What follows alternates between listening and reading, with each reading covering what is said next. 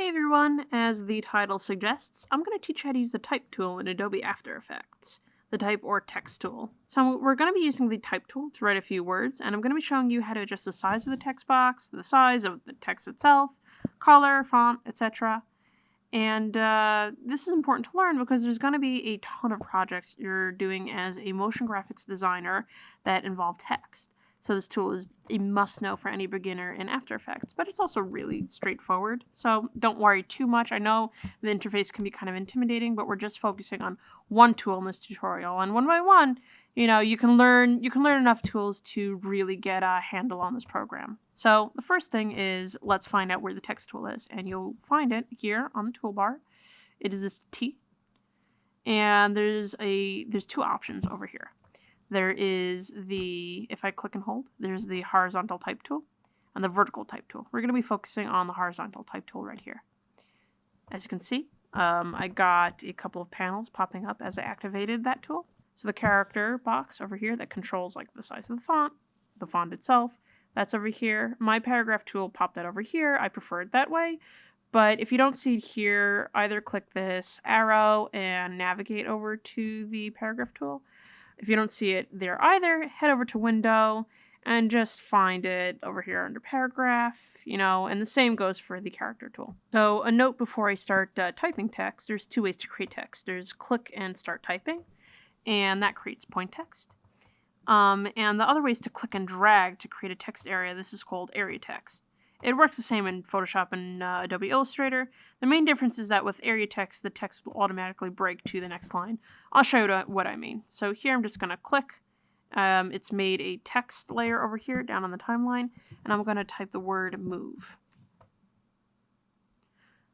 To prevent myself from pressing any more keys to keep writing, I'm just going to hit the selection tool over here, and I'm going to drag this guy over here. But yeah, that's pretty much it. That's how you get the basics of text down.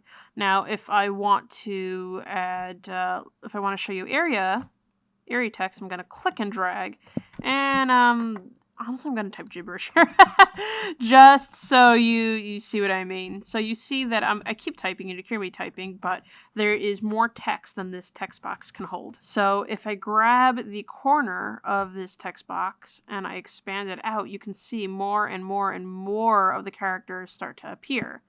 I've given them more room to appear. And since this is area text, by the way, if I'm using point text, which is, again, just the, click and start typing one, that's going to all be on one line. But here, the area text keeps breaking and breaking and breaking to form many lines because it is confined by this box. It notices the edge of the box and it goes, oh, we can't keep going. Let's head over to the next line and the next line and the next line until there's no more room, until you click and drag it out and you provide more room for it to appear. I'm going to be deleting this gibberish, so let's head over back here to our first text over here. Now, if I want to resize the text size, over here in character, I can hit this is the symbol for the text size, the font size. I'm going to make it 165, like that.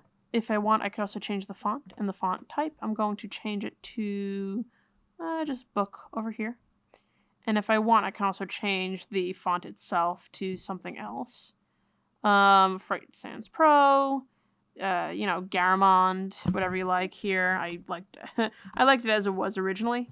By the way, there's a way to link an Adobe library of fonts, which is if you have an Adobe Creative Cloud subscription or otherwise, they'll provide you with a couple of fonts kind of like on the house. And there's a way to link it to your programs that gives you access to all these different fonts.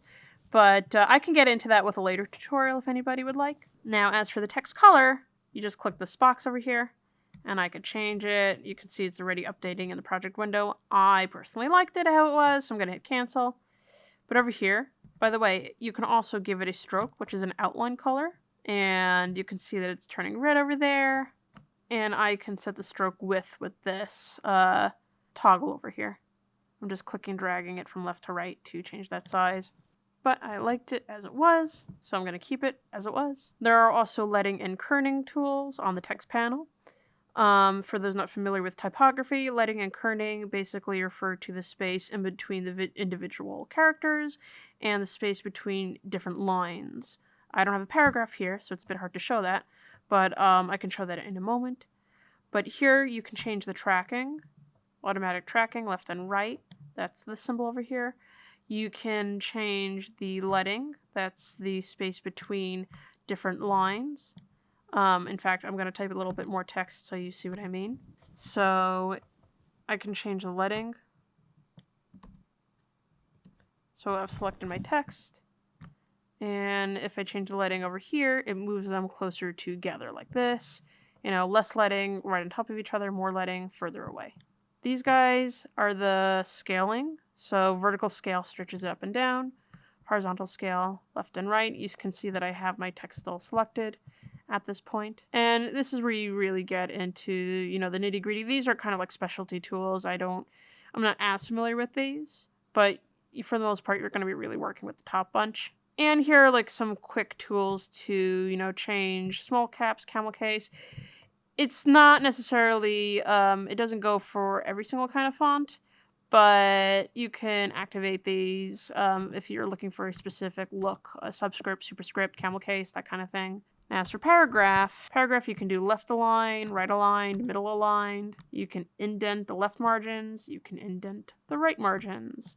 You know, you can put more space after certain lines. It's a little harder to tell because I only have 2 words, but if you have paragraphs, this is what moves an entire chunk of text away from each other rather than just a single word. These are also margins, but yeah, that's about it. That's the text tool. So it's definitely an After Effects staple. You're going to be getting really familiar with it over time. Try different fonts, font sizes, and remember you can add effects on top too. So yeah, this has been Super Science for Noble Desktop.